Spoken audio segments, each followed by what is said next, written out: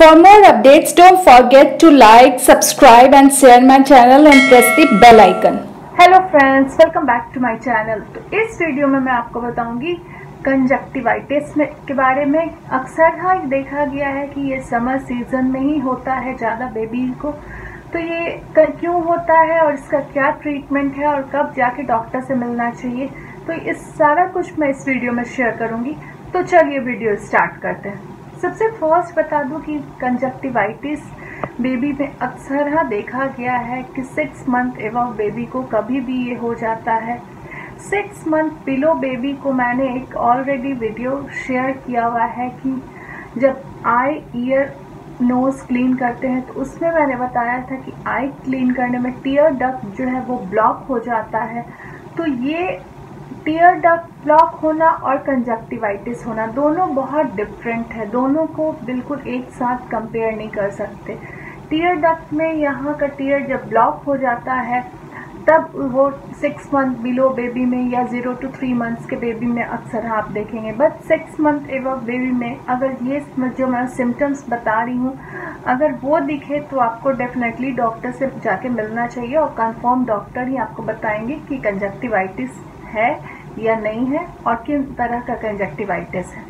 तो सबसे फर्स्ट मैं बताऊं कि इसके सिम्टम्स क्या है। इसके सिम्टम्स में है कि आपका वाटरी आईज हो जाएगा, उसके साथ साथ बेबी का आई में स्वेलिंग हो जाएगी, रेडनेस ऑफ आई बोलिए या पिंक आई हो जाएगा, येलोइश और ग्रीनिश डिस्चार्ज भी हो सकता है, रेडनेस हो जाएगी आईज में, बहुत ईची और इरिटेंट हो जाएगा, वैसे आईज हो जाएंगे। तो ये सब अगर सिम्टम्स दिखे तब आप डॉक्टर से जाके मिलिए। अब मैं बताती हूँ कि कितने तरह के कंजक्टिवाइटिस होते हैं। मैक्सिमम 2 तरह के कंजक्टिवाइटिस जो मोस्ट कॉमन है, फर्स्ट है आपका वायरल कंजक्टिवाइटिस और सेकंड है बैक्टीरियल कंजक्टिवाइटिस। वायरल कंजक्टिवाइटिस जो है मोस्टली कोल्ड कफ वगैरह से होता है और बैक्टीरियल कंजक्टिवाइटिस में येलोइश और ग्रीनिश डिस्चार्ज होता है। उसके साथ साथ एक और तरह का कंजक्टिवाइटिस है जिसको एलर्जन कंजक्टिवाइटिस बोलते हैं, जो कि मोस्टली आप देखेंगे कि स्मॉग या पॉल्यूशन या डस्ट वगैरह से ईची आइज हो जाएगी, रेडनेस ऑफ आइज हो जाएगा। तो ये सब चीज़ें उसमें हो, वाटरी आइज होने लगेगी। तो ये जब हो तो समझना चाहिए कि एलर्जन कंजक्टिवाइटिस है। अब मैं बताती हूँ कि कब डॉक्टर से मिलना चाहिए। जब ये सब सिम्टम्स लगे और बेबी काफ़ी क्रैंकी हो रखा है, रेडनेस ऑफ द आईज हो रखी है, तो डॉक्टर से डेफिनेटली जाके मिलना चाहिए। डॉक्टर मोस्टली देखते हैं, आई का एग्जामिन करते हैं और वो बैक्टीरियल आई ड्रॉप देंगे या फिर एंटी एलर्जिक ड्रॉप देंगे। तो ये डॉक्टर ही बेस्ट रिकमेंडेशन, बेस्ट एडवाइस और अच्छा प्रिस्क्रिप्शन मेडिसिन देंगे। उसके साथ साथ है कि ये मिथ है कि अगर कंजक्टिवाइटिस हुआ है तो वो किसी को देखने से भी हो जाएगा। ये टोटली मिथ है। अगर किस बेबी है आपका और थोड़ा बड़ा है तो डेफिनेटली छोटे बेबी तो स्पेक्स वगैरह नहीं लगाएंगे। जो अगर बड़ा बेबी है, किड जिसको या टॉडलर बोलिए, अगर वो लगाते हैं स्पेक्स तो उनको आप लगवा सकते हैं, उसको आप लगा सकते हैं। उसमें यही होता है कि उसको लगाने के बाद जो है लाइट सेंसिटिविटी उससे वो बच सकता है, क्योंकि अक्सर देखा गया है कि जब कंजक्टिवाइटिस होता है तो जो रेडनेस वगैरह आईज में जब हो जाती है तो आई जो है बहुत इरिटेंट हो जाता है और काफ़ी लाइट सेंसिटिविटी को उसके लिए बहुत हार्मफुल इफ़ेक्ट करता है बहुत ज़्यादा देर तक आईज। इसलिए हमेशा बेबी को भी या हम बड़े को भी अगर कंजक्टिवाइटिस हुआ तो बहुत जल्दी आँख खुलना और लाइट वगैरह में देखना वो प्रॉब्लमेटिक हो जाता है।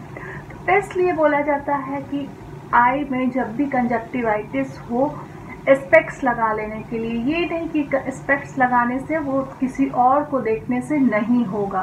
तो ये मिथ था जो मैंने बताया कि किसी को देखने से वो हो सकता है। हाँ, कुछ वे है जिससे वो स्प्रेड हो सकता है, जैसे आपने सेम क्लोथ या सेम टॉवेल से अपना आईज को रब कर दिया और वही किसी और ने यूज़ कर लिया तो उससे हो सकता है। या मुझे कंजक्टिवाइटिस हो रखी है और मैंने सेम अपने हाथ से यूज़ किया, अपने आईज में ऐसे रब किया और फिर से मैंने किसी तरह से उसका दूसरे का आईज मैंने छू दिया, तो इससे हो सकता है, ऐसे स्प्रेड होता है। तो ये आप ध्यान रख सकते हैं कि जब ये हो तो आप सेम टॉवेल, सेम क्लॉथ या फिर अपने हाइजीन को प्रॉपरली मेंटेन करना है, हमेशा हैंड वॉश करना है।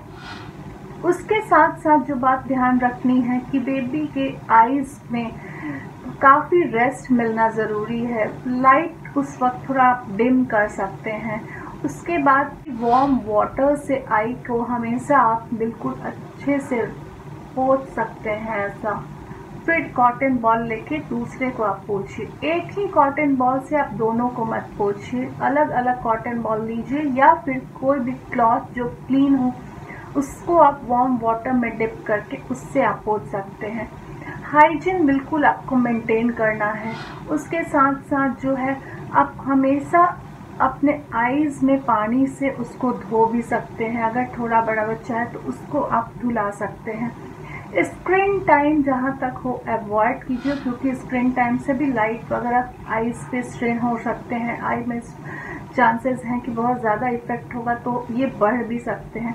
तो मोस्टली जो मैंने बताया ये ऑलमोस्ट 5 to 7 डेज लग जाते हैं इसको रिकवर होने में। बट जब भी आपको ये सारे सिम्टम्स जो मैंने बताया है वो अगर आपको दिखे तो आप डॉक्टर के पास ही जाइए। डॉक्टर के थ्रू ही आप कोई भी तरह का ट्रीटमेंट लीजिए। घर में ऐसा कोई होम रेमेडी इसके लिए यूज़ मत करिए।